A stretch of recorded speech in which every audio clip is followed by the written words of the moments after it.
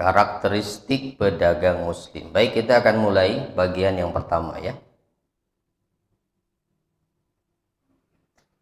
Islam dan perniagaan.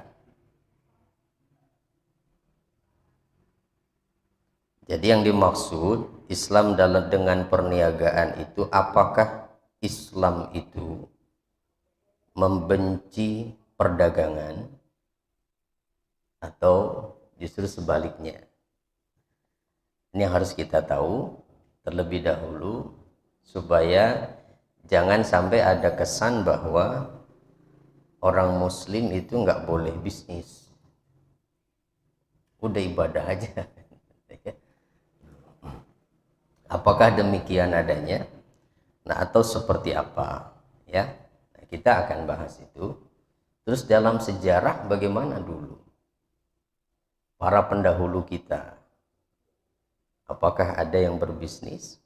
Nah, kalau kita melihat catatan sejarah, sebetulnya kan Rasulullah juga seorang pedagang ya. Jadi ya tidak bertentangan lah. Rasulullah juga pedagang. Ya, tapi mari kita akan lihat seperti apa dasar-dasarnya. Bahwa Islam itu tidak membenci perdagangan. Kenapa? Karena perdagangan, tijarah bahasa agamanya, tijarah ya. Perdagangan ini adalah salah satu wasilah kasab. Kasab itu apa? Usaha untuk memenuhi kebutuhan. Nah, usaha untuk mencari nafkah itu kasab.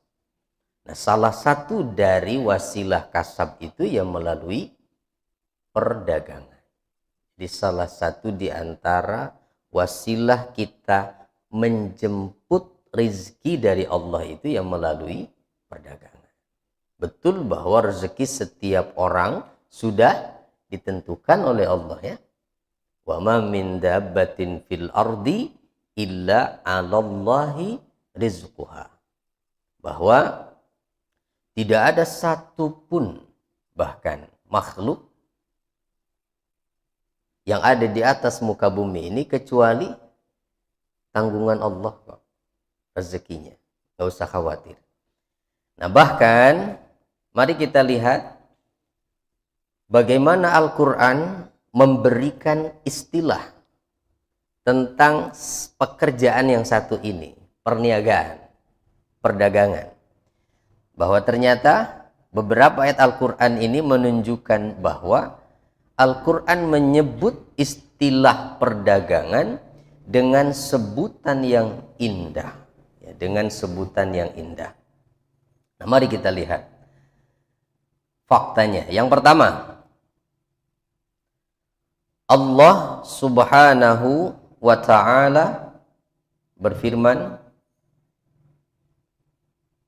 wa akharuna yadribuna fil ardi yabtaguna min fadlillah.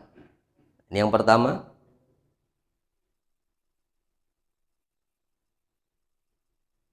Ada yang hafal surat apa ini? Ada yang hafal nggak Pak? Wa akharuna yadribuna fil ardi yabtaguna min fadlillah.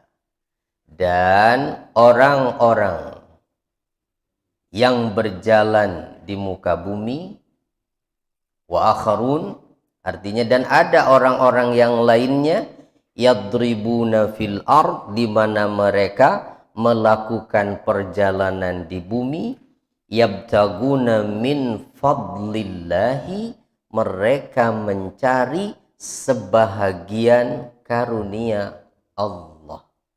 Maksudnya apa? Mencari sebahagian karunia Allah itu maknanya adalah berniaga, berjualan, berdagang. Jadi ada orang-orang yang mereka menyibukkan diri di jalan Allah. Nah, ada juga yang lainnya mereka yadribuna fil ard yabtaguna min fadlillah. Itu. Nah, ada juga yang melakukan perjalanan dalam rangka untuk mencari nafkah, yaitu mencari karunia Allah. Ini bahasanya yang kita catat, perlu garis bawahi. Allah menyebut orang berusaha itu dengan mencari karunia Allah. Nah, ini yang pertama. Yang kedua, Allah Ta'ala juga berfirman, Laisa alaikum junahun an tabtaghu fadlan min rabbikum. Sama ini juga. Al-Baqarah 198. Laisa alaikum junahun an tabtaghu fadlan min rabbikum. Tidak ada dosa bagi kalian untuk mencari karunia dari Tuhan kalian, yaitu melalui usaha perdagangan. Nah, bahkan ayat ini Pak, Bu, ini konteksnya ayat ini kalau dilihat di Quran itu sedang menjelaskan tentang haji. Jadi di tengah-tengah kesibukan haji, itu yang dijelaskan melalui ayat itu, muncullah pernyataan ini. Tidak ada dosa bagimu. Untuk apa? Mencari sebagian karunia Tuhanmu. Itu yang penting tidak mengganggu ibadah haji. Gitu. Jadi sambil haji, sambil bisnis, boleh, tidak apa-apa. Kasarnya misalnya bahkan ya, saya cuma cukup buat berangkat ke sana nih. Pulangnya nggak tahu, nanti cari aja di sana. Silakan. Kalau nggak takut ribet. Pada dasarnya seperti itu. La junaha, tidak ada dosa. Berarti kalau tidak ada dosa, ya boleh. Ya. Berangkat haji sambil bawa batik dari sini. Ya. Ya kan di sana nggak ada batik kan, Pak? Iya. Jual batik di sana sekalian. Nanti dari sana bawa karpet. Nah, dari sana bawa karpet bersama sajadah. Nah, ini yang kedua. Kita lanjut lagi. Apa masih ada yang lain? Masih. Di surat yang lain, di surah Al-Jumu'ah ayat ke-10. Fa'iza qudiyatis salatu fantashiru fil ardi wabtagu min fadlillah. Sama bahasanya, Pak. Nah, apabila salat telah diselesaikan, qudiyat itu diselesaikan, fantashiru fil ard. Silahkan menyebarlah kalian di permukaan bumi ini. Wow, bahkan ini lebih ekstrim lagi ya. Silahkan nyebar di seluruh permukaan bumi ini. Itu artinya apa? Cari karunia Allah. Nggak ketemu di Permata, cari Ciputat. Nggak ketemu di Ciputat, cari di luar Jawa kalau perlu. Gitu. Nggak ketemu juga, cari di luar negeri sana. Ya kan luas itu. Ya, fantashiru fil ard. Gitu. Tapi syaratnya apa? Sholatnya udah selesai. Artinya apa? Sholatnya jangan sampai ditinggal. Itu loh. Ya syaratnya jangan sampai ditinggal. Nah ini kan awalnya. Surah Al-Jumu'ah ini kan turun pada saat Nabi sedang berkhutbah Jumat. Tiba-tiba datang rombongan dagang, kafilah dagang. Ternyata apa yang terjadi? Bubar itu Pak jamaahnya. Pada nyerbu orang-orang yang dagang itu yang berjualan. Hanya tersisa di masjid ketika itu kurang lebih ada 12 orang saja. Tapi Nabi tetap melanjutkan itu. Nah, maka turunlah ayat ini. Kemudian kalau udah selesai gitu sholatnya, baru silahkan. Itu mau nyebar di bumi ini juga cari karunia Allah, silahkan. Gitu. Jadi kalau misalnya ada pasar khusus Jumat di beberapa masjid biasanya ada ya. Nah, seperti di Pondok Indah itu ada Pak. Nah, pasar khusus hari Jumat. Nah, tapi itu ya memang diatur. Boleh buka, boleh mulai setelah sholat Jumat. Nah, boleh, silahkan kalau mau bikin itu pasar khusus Jumat. Ya, kita lanjut lagi. Nah, Umar bin Khattab bahkan mengatakan begini, Pak. Ya, ini perkataan Umar bin Khattab ya. Nah, kata Umar, beliau mengatakan, katanya, laisa hunaka makanun ahabbu an ya'tiyanil mautu fihi ba'dal jihad fi sabilillah illa an akuna fi suqin abi'u wa ashtari min ajli iyali. Insyaallah. Ini Umar. Kata Umar, tidak ada tempat yang lebih aku sukai sebagai tempat kematianku setelah jihad. Setelah jihad. Karena Umar juga cita-citanya pengen syahid di medan perang. Itu semua sahabat. Tapi kan nggak semuanya meninggal sebagai syahid dalam pertempuran. Umar bin Khattab sedang sholat subuh, dibunuh orang. Abu Bakar As-Siddiq juga sakit, bukan meninggal dalam peperangan. Nah, maka setelah jihad, tidak ada tempat yang lebih aku sukai, kata beliau, di mana itu menjadi tempat kematianku, selain aku berada di pasar saat aku sedang menjual sesuatu, membeli sesuatu demi kebutuhan keluargaku. Ya Allah. Kenapa? Karena orang yang keluar dari rumahnya dalam rangka memenuhi kebutuhan keluarga, mencari nafkah, maka kata Nabi, fahuwa fisabilillah.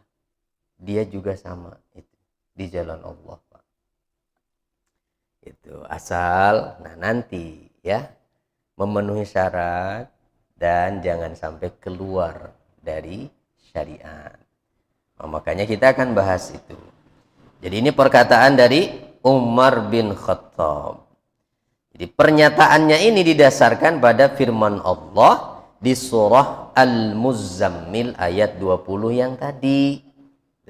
Ayat 20. Di mana Allah Subhanahu wa taala menyatakan bahwa wa akharuna yadribuna fil ard yabtaguna min fadlillah wa akharuna yuqatiluna fi sabilillah. Lanjutannya bahwa ada yang mereka melakukan perjalanan di bumi demi untuk tujuan mencari karunia Allah, tetapi ada juga mereka yang yuqatiluna fi sabilillah, berperang di jalan Allah. Nah, tetapi pilihan utama Umar berarti yang mana? Keinginan beliau untuk apa? Datangnya kematian menghampiri medan perang, ya, medan perang. Ya. Boleh nggak kita bercita-cita pengen mati syahid? Oh ya, sangat boleh. Ya. Kira-kira masih mungkin nggak sekarang mati syahid? Maksudnya dalam peperangan begitu? Ya mungkin. Asal kita berada di wilayah perang, di medan perang, wilayah konflik. Di mana? Ya sana di Palestina, Suriah, sana. Ya. Silahkan kalau siap. Tapi kalau nggak siap ya udahlah, daripada ngeribetin di sana kan. Yuk kita lanjut lagi berikutnya. Jelaslah bahwa tijarah atau perniagaan bukanlah sesuatu yang diingkari dan dibenci dalam agama. Bahkan, nah ini nih, lihat. Sejarah Islam mencatat banyak dari kalangan sahabat Rasul sallallahu alaihi wasallam orang-orang yang dikenal sebagai pedagang. Seperti siapa? Abdurrahman bin Auf. Kenal Pak Abdurrahman bin Auf? Pernah mendengar namanya? Pernah, insya Allah. Abdurrahman bin Auf ini Pak, saat hijrah dari Mekah ke Madinah, itu tanpa membawa harta sedikit pun. Namun karena ketekunannya dalam berniaga dengan bermodalkan tenaga, ia sukses di Madinah. Kok bisa? Jadi setelah datang ke Madinah, Abdurrahman bin Auf itu dipersaudarakan oleh Nabi dengan Sa'ad bin Ar-Rabi Al-Ansari. Kan orang-orang sahabat yang datang dari Mekah itu sampai di Madinah dipersaudarakan oleh Rasul. Nah, siapa tadi? Abdurrahman bin Auf dipersaudarakan oleh Rasulullah dengan Sa'ad bin Rabi'. Faqala lahu Sa'ad. Maka Sa'ad mengatakan kepada Abdurrahman, ya akhi, inni man min aksarin nasi amwalan, fata'al usyatiruka mali. Kata Sa'ad nih, saudaraku, saudara dalam Islam, saudaraku Abdurrahman, aku ini termasuk orang yang memiliki banyak harta. Kalau kamu mau, kita bagi dua hartanya. Wah, baik banget ya. Itu sahabat Ansor tuh begitu Pak. Jadi punya harta banyak, kita bagi dua deh. Paruan ya. Ada nggak sekarang yang masih kira-kira kayak begitu Pak? Punya harta dibagi dua. Masya Allah.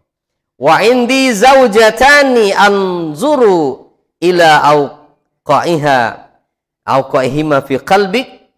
Katanya, utallikuha laka. Saya juga punya 2 istri.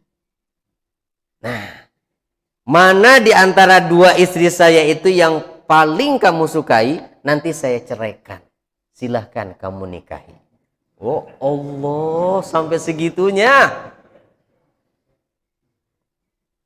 Luar biasa ya, sahabat Ansor ini.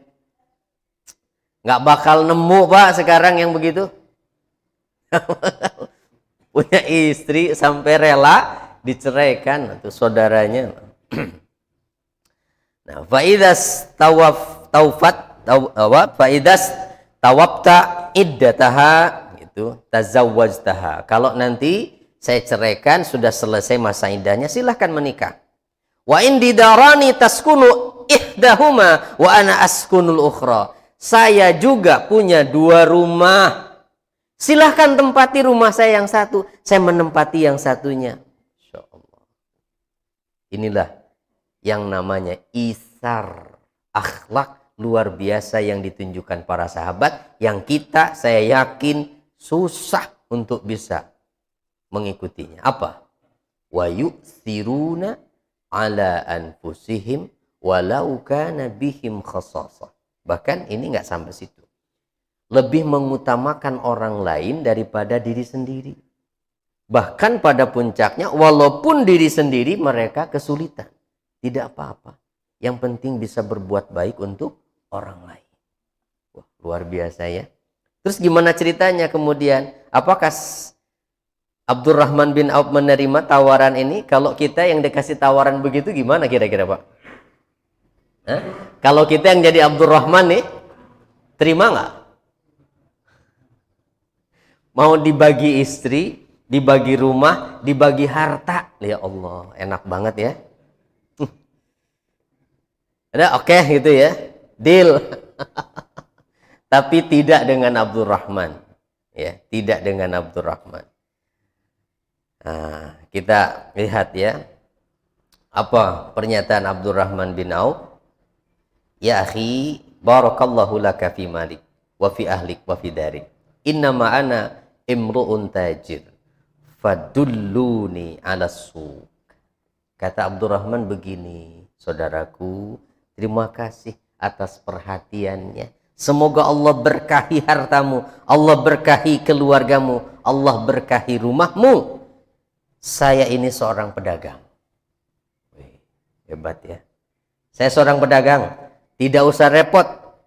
Tunjukkan saja ke saya di mana pasar di sini. Tuh, Abdurrahman. Tunjukkan kepada saya di mana pasarnya. Saya ini pedagang. Saya akan berusaha. Bahkan akhirnya, katanya Pak, sukses Abdurrahman itu hanya dengan bermodalkan tenaga. Ada yang mengatakan hanya dengan modal 4 dirham saja. 1 dirham berapa? 1 dirham berapa? 70.000 kali 4, 280.000 saja modal yang dimiliki oleh Abdurrahman itu ketika itu. Bahkan dalam sebahagian riwayat, ya benar-benar tenaga modalnya. Pergi ke pasar, bawa kayu bakar, dijual. Ya Allah. Padahal di Mekah udah kaya loh. Tinggalkan semua hartanya demi untuk Islam. Sampai di Madinah rela bawa kayu bakar ke pasar. Nah, ini harus jadi catatan buat kita ya. Jangan merasa hina dengan bekerja untuk mendapatkan nafkah.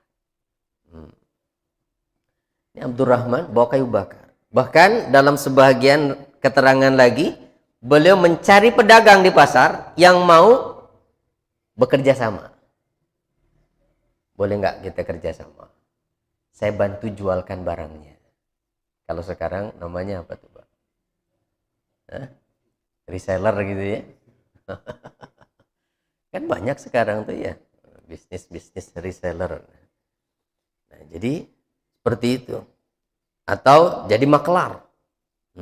Kalau reseller kan ngambil barang dulu, berarti itu baru dijualkan. Ini mencarikan penjual. Nah, maklar. Sampai akhirnya diberikan izin membawa barang dengan jumlah yang cukup banyak dan diizinkan nanti sore atau siang baru kembali. Silahkan bawa, jual. Karena apa? Amanah. Jujur orangnya, Abdurrahman. Benar. Dapat berapapun diberikan kepada pedagang. Sampai akhirnya Pak, Abdurrahman bin Auf setelah punya cukup harta, apa yang dilakukan? Konsultasi dengan Sa'ad tadi, saudaranya, tolong carikan saya tanah dekat pasar yang tidak terlalu mahal. Walaupun tidak strategis. Ada nemu murah harganya. Memang tidak strategis kalau dari sisi lokasi itu. Dekat pasar tapi.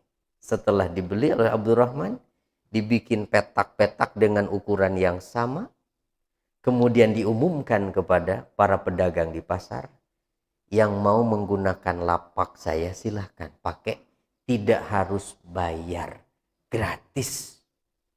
Tapi nanti kalau ada untung silahkan bagi hasil seikhlasnya. Seneng banget Pak para pedagang. Bisa jualan di situ tanpa dibebani beban operasional. Ya Allah, hebat ya.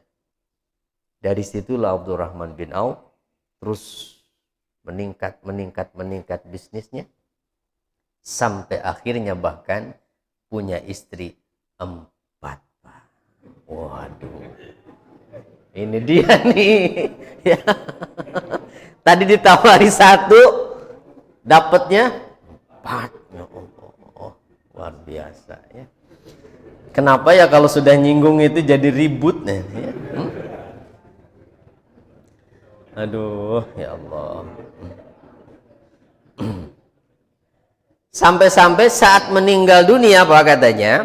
Tuh, Abdurrahman bin Auf itu setiap istrinya itu warisannya adalah 80.000 dinar dapat warisannya.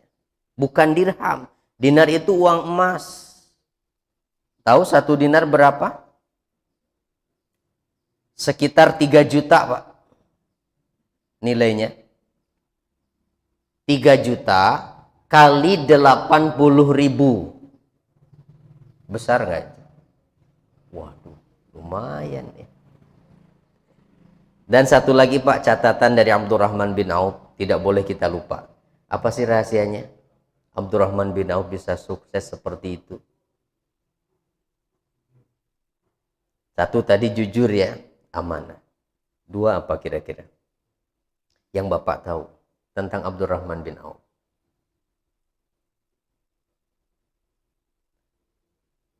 Tidak berat hati untuk berbagi. Bahkan sampai tadi beli tanah digratiskan, silahkan pakai. Tapi nanti kalau ada untung, ya kalau nggak ada untung nggak apa-apa, nggak usah. Kalau ada untung, silahkan bagi hasil dengan saya. Terserah, ya seikhlasnya aja. Bahkan dalam catatan sejarah, Abdurrahman bin Auf ini termasuk sahabat yang donasinya untuk kepentingan agama itu berani mendonasikan 50% dari harta yang dimilikinya. Waduh, ada nggak kira-kira pedagang sekarang yang berani begitu, Pak? Infaknya, sedekahnya ke masjid itu 50% dari hartanya. Waduh, hebat ya. Oh, kalau banyak seperti Abdurrahman bin Auf hari ini, Pak, bangun masjid nggak perlu lama, itu cepat selesai lah. Yuk kita lanjut. Ya, kita ke materi dulu. Nanti nggak selesai nih, ya waktunya. Allah Ta'ala bahkan memberikan karunia kepada orang-orang Quraisy dengan diberikan keleluasaan untuk melakukan perjalanan dagang di musim dingin dan musim panas ke Syam dan Yaman dalam keadaan aman dan menguntungkan. Dari mana ini kita tahu? Di surat Quraisy, li'ila fi Quraisy ila fihim rihlatasyita'i was-sayf. Itu karunia dari Allah. Mereka bisa berjualan sampai jauh dari Mekah ke Yaman. Ke sebelah selatan dari Mekah. Ke Syam sebelah utaranya. Jauh itu. Dan mereka dalam melakukan perjalanan dagang itu dalam keadaan aman. Ya. Wa amanahum min khauf. Diberikan rasa aman dari ketakutan. Baik, ini bagian yang pertama ya. Jadi jelas Islam tidak memandang buruk perdagangan. Bahkan kita tahu tadi banyak dalam sejarah tokoh-tokoh Islam yang menjadi pedagang. Bahkan Rasul sendiri kan kita tahu bagaimana beliau masa mudanya itu. Dari sejak 8 tahun sudah berjualan dengan pamannya Abu Thalib. Sudah berjualan. Bahkan sudah berusaha, bukan hanya jualan. 8 tahun usia Nabi itu menggembalakan kambingnya milik orang-orang Mekah. Lalu diupah. Karena Abu Thalib itu tidak seperti kakeknya Abdul Muthalib. Kalau Abdul Muthalib itu kaya raya. Abu Thalib tidak. Sehingga Nabi harus membantu pamannya untuk kebutuhannya. Caranya? Menggembalakan kambing-kambing milik penduduk Mekah dan dibayar. 8 tahun. Dari situlah ya, leadershipnya Nabi itu dapat saat menggembalakan kambing. Itu karena kata Rasulullah, tidak ada seorang Nabi pun kecuali semuanya pernah menggembala kambing. Jadi ternyata cara Allah mendidik para Nabi supaya hebat leadershipnya itu adalah dengan cara menggembala kambing. Karena nggak mudah, Pak. Dan yang digembala juga kambingnya bukan 1-2. Ratusan kambing. Nah, tapi belum ada sih sekarang ya yang dijadikan kurikulum itu. menggembala kambing. Padahal bagus tuh kalau ada ya. Nah, jadi dalam kurikulum SD itu mulai kelas 4 belajar menggembala kambing. Wah, hebat ya. Tapi nggak apa-apa kalau kita orang tuanya punya modal, misalnya ya, kasih kepercayaan anaknya tuh. Gembala kambing, udah kita usia SD dia yang ngurus, dia yang cariin pakannya. Nanti setelah dewasa suruh dia korban tuh kambingnya atas nama dia. Wah, bangga banget tuh anak kalau begitu. Dan nanti pasti itu anak jadi orang yang mandiri di kemudian hari. Ya. Nah, cuma sayang jarang ya. Padahal ternak kambing itu, Pak, sampai hari ini pun itu adalah usaha yang lumayan. Karena daging kan kebutuhan orang, Pak. Ya enggak? Kebutuhan setiap orang. Baik, kita lanjut lagi.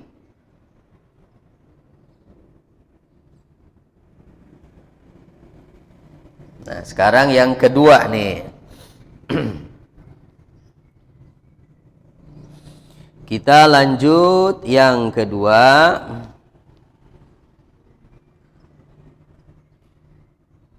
Apa yang kedua?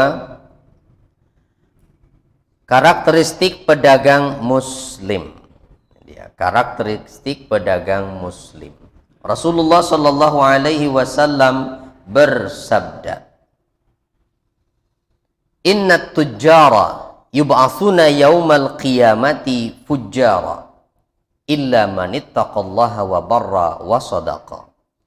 Sesungguhnya para pedagang itu akan dibangkitkan pada hari kiamat sebagai orang yang berdosa. Aduh.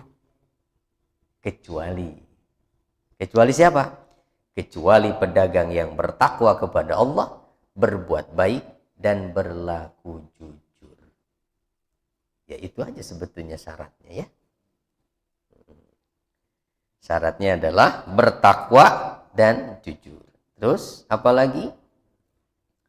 Rasulullah juga bersabda, salasatun la yukallimuhumullahu yaumal qiyamah wa la yanzuru ilaihim wa la yuzakkihim wa lahum azabun alim. Ada 3 orang yang tidak akan diajak bicara dan dipandang oleh Allah, tidak akan disucikan oleh Allah dari dosanya di hari kiamat nanti, dan mereka akan mendapatkan azab yang pedih. Siapa?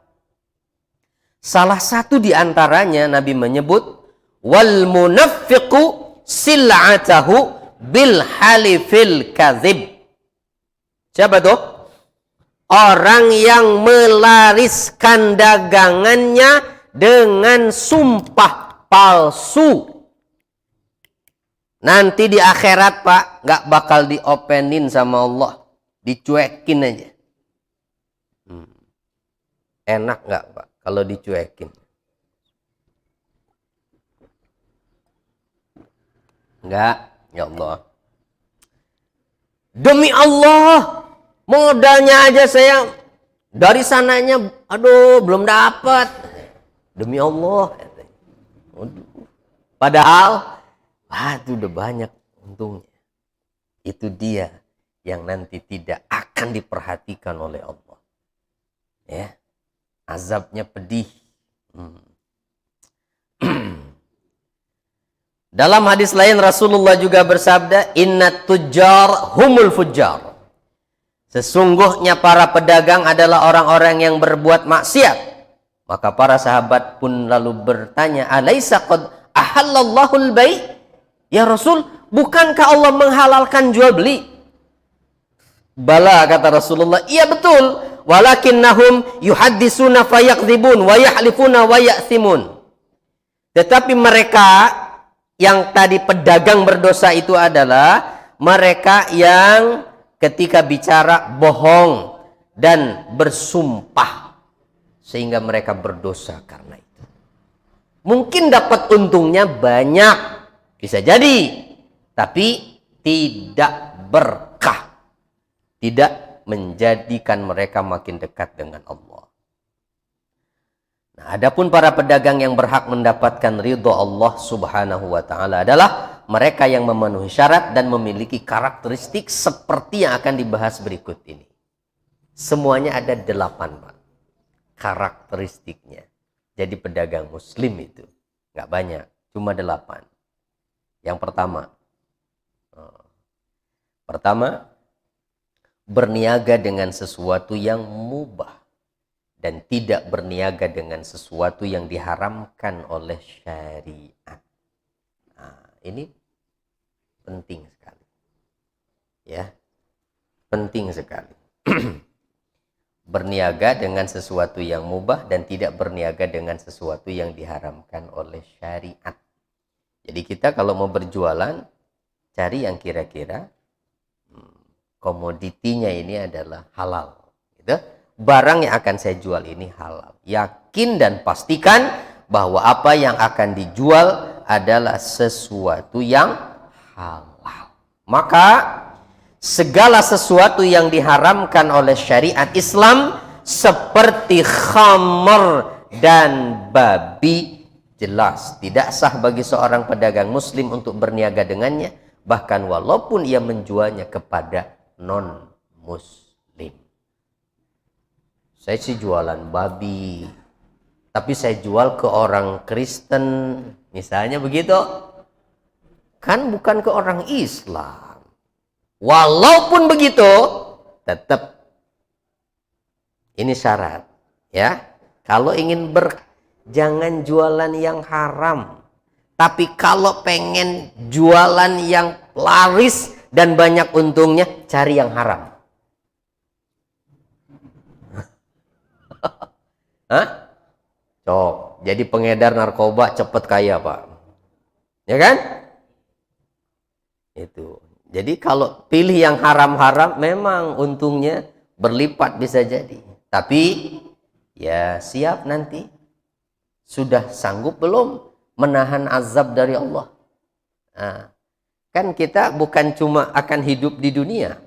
Kalau cuma akan hidup di dunia saja, ya cari untung saja. Apa-apa, silahkan. Rasulullah bersabda, innalladzi haruma syurbuha haruma bayuha. Sesuatu yang haram meminumnya, maka haram pula menjualnya. Jadi jangan cari alasan ya. Kan saya mah cuma jualan aja. Saya nggak minum kok. Kebetulan banyak yang nanya itu, buka warung di pinggir jalan. Jangan. Lalu yang kedua, memulai usaha dengan niat dan tujuan yang baik dengan modal yang bersih. Nah, ini falsafahnya sebetulnya dari Al-Quran. Al-Quran menggambarkan orang yang sabar dan mau berusaha itu digambarkan seperti sa'i. Sa'i itu, Pak, dimulai dari mana?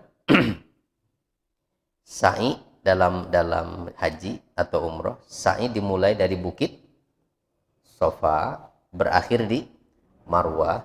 Terus cara jalannya gimana? Lari kecil, bukan lari sprint, ya kan? Tapi lari kecil dan juga bukan jalan santai. Apa maksudnya tuh? Falsafah orang yang berusaha itu harus dimulai dari sofa. Maksudnya sofa itu artinya bersih. Harus dimulai dengan niat yang bersih. Tujuannya apa? Saya mau berusaha ini. Hadirkan niat-niat yang baik. Saya pengen bantu saudara.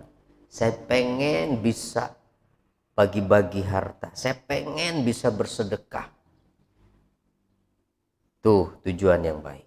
Terus kedua, juga dengan modal yang bersih. Terus mulai usaha dengan jalan, lari kecil. Jangan ingin terburu-buru, gitu. Pengen dapat hasilnya. Ikuti saja prosesnya pelan-pelan. Maka nanti akan sampai di Marwah. Apa itu Marwah? Kepuasan hati. Jadi targetnya itu bukan banyak harta, tapi merasa puas hatinya. Kenapa? Sebab yang dia lakukan juga halal. puas hatinya. Untungnya memang nggak banyak. Itulah pedagang muslim. Harusnya begitu. Orang muslim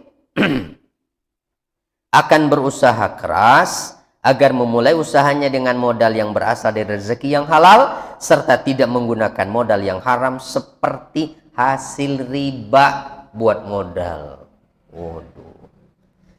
Hasil riba, Pak, rentenir mau buka usaha. Alhamdulillah, saya dapat untung banyak nih. Saya mau buka cabang, buka cabang rentenir. Haram itu ya. Terus kalau modalnya pinjem ke bank bagaimana dong? Hah? Riba nggak, Pak?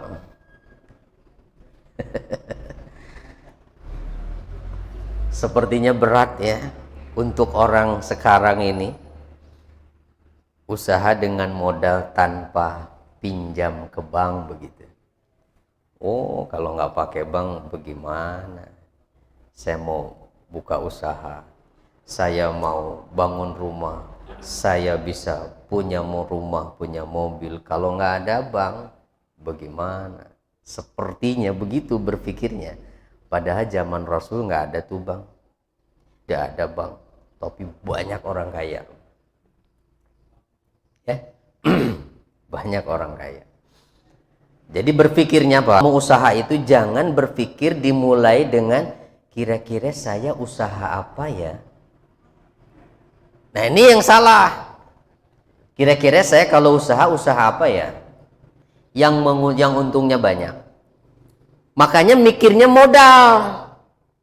Kira-kira kalau usaha ini modalnya berapa ya? Oh, berarti saya harus pinjam. Padahal harusnya berpikir seperti Abdurrahman bin Auf tadi. Saya punya berapa? Nah, kira-kira dengan uang saya yang saya punya, saya bisa usaha apa? Harusnya begitu. Ya. Tadi Abdurrahman bin Auf modalnya cuma berapa? 4 dirham. 280.000. Kalau sekarang buat usaha segitu, Pak, usaha apa kira-kira? Ngasih ya udah, itu cukup dengan modal yang punya, gunakan yang ada. Kenapa? Karena kalau sudah berpikir, oh saya pengen usaha ini, lagi tren nih sekarang usaha ini, untungnya besar, tapi modalnya juga besar, akhirnya berhutang. Untung belum tentu, utang udah pasti. Ya. Nah, jadi berpikirnya harus dibalik. Dari apa yang kita mampu, kita punya, apa yang bisa kita lakukan. Yuk, kita lanjut lagi. Allah Ta'ala berfirman, wa ahallallahu al-bai'a wa harrama riba. Allah menghalalkan jual beli dan mengharamkan riba. Riba itu, Pak, ya, paling minim dosanya, paling rendah. Seperti laki-laki yang berzina dengan ibu kandungnya. Itu paling rendah dosanya. Astagfirullahaladzim. Ya. Aduh, tapi kan saya mah nggak ngambil riba. Saya kan cuma pinjam ke bank. Bank ngasih pinjaman. Kan yang makan riba itu bank. Bunganya mah. Boleh lah begitu ya. Karena ada juga yang mengatakan, ya mungkin itu uang pinjamannya halal.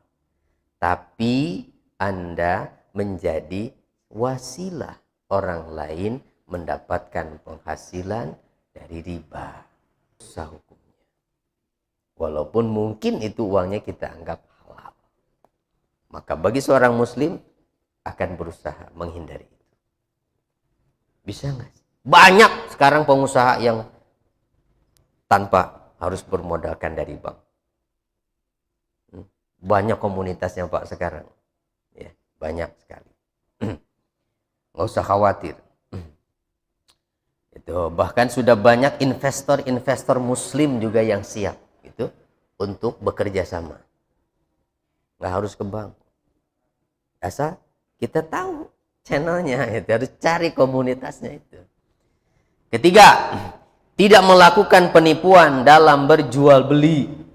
Oh, lihat gambarnya tuh, lagi nyuntik semangka nih. Jadi semangka itu banyak yang merah sekali padahal itu mentah. Gara-gara disuntik pewarna itu. Penipuan. Awas, jangan ya. Bentuk apapun penipuan itu haram hukumnya. Dari Abu Hurairah radhiyallahu anhu anna Rasulullah sallallahu marra ala subrati ta'amin. Rasul pernah melewati setumpuk makanan, fa adkhala yadahu fiha fanalat asabi'uhu balalan. Ketika Rasul memasukkan tangannya, ternyata Rasul tangannya menyentuh sesuatu yang basah. Maka Rasul pun kemudian bertanya kepada si pedagang itu, "Ma hadza ya sahibat ta'am?" Ini apa? Hei, pemilik makanan. Kata dia, "Asabathu sama'u ya Rasulullah." Oh, itu makanan kena air hujan ya Rasulullah. Maka kata Nabi, "Afala ja'altahu fawqa ta'am khayyarahu nas man ghasya falaysa minni." Kata Nabi. Oh, falaysa minni itu ada kelewat minninya. Mengapa tidak kamu letakkan di atas supaya orang tahu kalau itu basah? Kamu jangan nipu. Siapa yang nipu, kata Nabi, dia tidak termasuk golonganku. Jangan mau diakui sebagai umatku, kan berarti begitu. Enak aja ngaku-ngaku umatku, dagang pakai nipu. Ya. Begitu Nabi dulu Pak, ya. Introspeksi mendadaknya itu seperti itu. Ya. Langsung ditegur oleh Rasulullah. Jangan ya, insyaallah. Banyak sekarang kira-kira yang pakai nipu-nipu. Banyak banget Pak. Ya. Penipuan-penipuan itu. Kalau dalam apa takaran, timbangan, biasanya ada yang curangnya itu dengan cara gimana? Diganjel besi biasanya ya. Kalau yang kain, tahu nggak Pak? Kalau yang kain gimana curangnya? Bukan ngajarin ya, dan bukan pengalaman, saya nggak pernah. Jadi kalau kain itu saat ditarik, diukur meterannya, itu ditarik kainnya yang kenceng. Kan dia apa namanya? Elastis kan? Nah, jadi bisa nambah sesenti itu. Kurang semeter padahal kurang 1 senti itu. Lumayan tuh. Nah, kalau dalam takaran saat menimbang, nah ditambahkan sesuatu sehingga menjadi bobotnya itu bertambah. Saat diangkat dikeluarkan barangnya. Ada tuh yang terekam kayak begitu prakteknya orang jualan.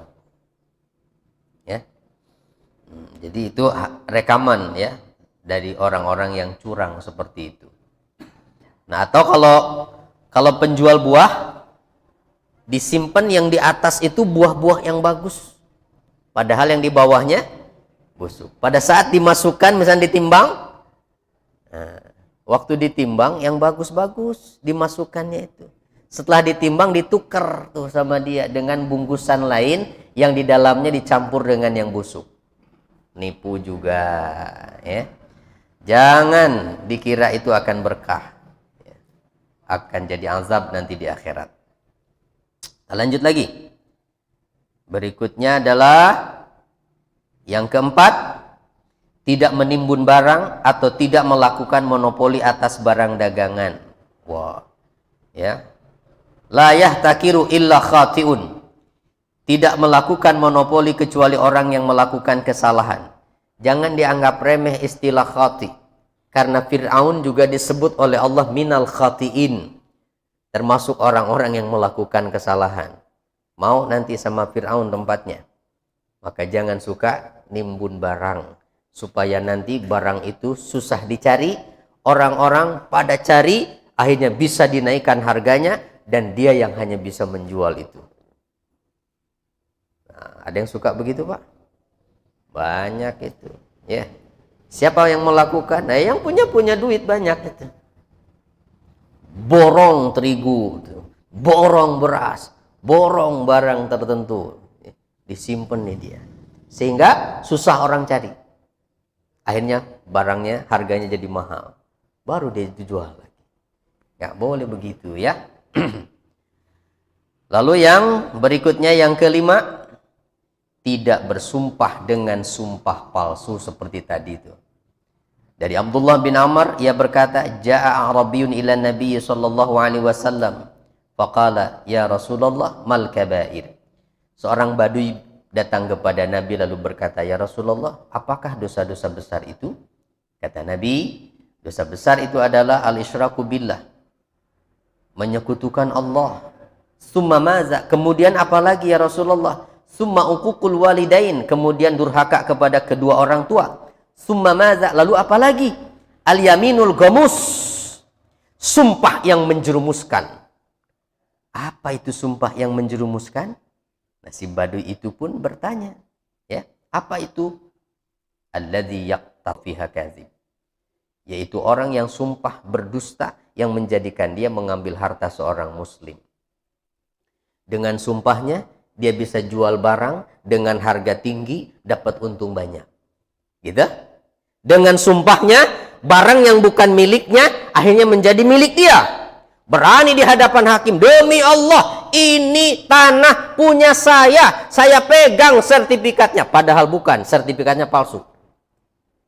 Itu nih termasuk dosa besar, yaminul ghamus itu. Ya boleh begitu, ya. Lalu apalagi? Yang keenam, tidak menaikkan harga terlalu tinggi, jauh di atas rata-rata harga pasar. Kita harus cek, ya, di sekitar berapa harganya, ya. Jangan terlalu tinggi ngasih harga. Rasulullah bersabda, "Man dakhala fi syai'in min as'aril muslimin liyugliyahu 'alaihim fa inna haqqan 'alallahi an yuqidahu bi'azmin minan nari yaumal qiyamah." Siapa yang masuk ke dalam monopoli harga barang kaum muslimin untuk menaikkan harganya, maka sudah menjadi ketetapan Allah untuk mendudukkan dia pada tulang yang terbuat dari api neraka kelak di hari kiamat. Bakal duduk tuh di atas tulang dari api neraka yang suka tuh menaikkan harga terlalu tinggi. Lalu 7, seyogyanya seorang pedagang muslim berusaha keras membuat ridho Rabbnya dengan cara keluarkan zakatnya. Gitu. Kalau usahanya sukses, jangan lupa zakat. Gimana cara ngitungnya kalau perdagangan? Mulai dihitung saat barang dagangan plus ditambah keuntungan dikurangi hutang dan operasional, saldonya mencapai atau setara dengan nilai emas 85 gram. Berapa tuh? 40 jutaan kira-kira. Ada ya? Nah, jadi saat itu namanya mencapai, dihitungnya pada saat mulai mencapai nisab tuh, barang dagangan, keuntungan dikurangi hutang dan operasional, saldonya setara dengan nilai emas 85 gram. Terus saat itu juga dikeluarkan zakatnya? Tidak. Ada syarat haul. Tunggu 1 tahun. Ketemu tahun nanti, hitung lagi. Berapa? Kalau ternyata kurang dari nilai tadi, ya, ternyata kurang nih, terjadi penyusutan banyak, nggak dikeluarkan zakatnya. Tapi kalau sama atau bahkan lebih, baru dikeluarkan 2,5%-nya. Tuh, ringan kan Pak? Gitu, ya. Jadi itu perdagangan, ya, bukan apa, bukan ternak ya. Kalau ternak kan lain lagi. Kita lanjut. Nah, ini dasarnya, ya ayyuhalladzina amanu anfiqu min thayyibati ma kasabtum. Wahai orang-orang yang beriman, infakkanlah sebahagian dari hasil usahamu yang baik-baik. Nah, jangan terjebak oleh setan yang menakut-nakuti dengan kefakiran, sebagaimana Allah firmankan, asyaitanu ya'idukumul faqra wa ya'murukum bil fahsya wallahu ya'idukum maghfiratan minhu wa fadla wallahu wasi'un alim. Setan itu menjanjikan, ini menakut-nakuti kamu dengan kemiskinan. Nggak usah terlalu baiklah jadi orang. Kebanyakan itu sedekahmu. Misalnya begitu ya. Udah nggak usah dikeluarin zakatnya. Kurang nanti. Yaitu jadi korun nanti akhirnya. Ya. Nah, sedangkan Allah menjanjikan ampunan dan karunia. Ini yang harusnya kita cari. Nah, jadi seperti itu ya Pak ya. Nah, terakhir, yang ke-8, tidak disibukkan dengan perniagaan sehingga lupa dan lalai dengan kewajiban agamanya. Jangan sampai terlalu sibuk jualan, akhirnya tidak sempat sholat. Ngaji nggak sempat, boro-boro. Jam 3 sudah harus di pasar saya mah. Misalnya begitu. Boleh nggak apa-apa kalau memang seperti itu. Kan tukang-tukang sayur malah dari jam 12 malam itu rame Pak. Ya. Ini pasar Ciputat sini. Ya. Soalnya saya tahu saya pernah jualan malam-malam itu Pak. Keliling pasar Ciputat itu. Ya. Rame ya Allah. Ya. Tambah rame itu. Makanya kalau pagi kan lewat pasar Ciputat coba banyak sampah sayuran kan.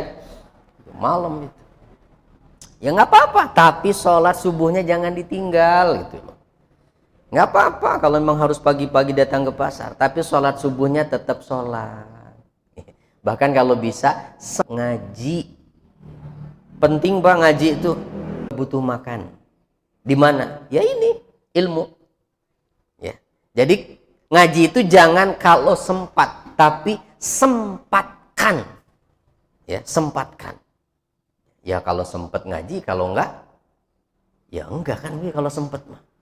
Sempatkan. Nah, jadi ini yang ke-8 ya.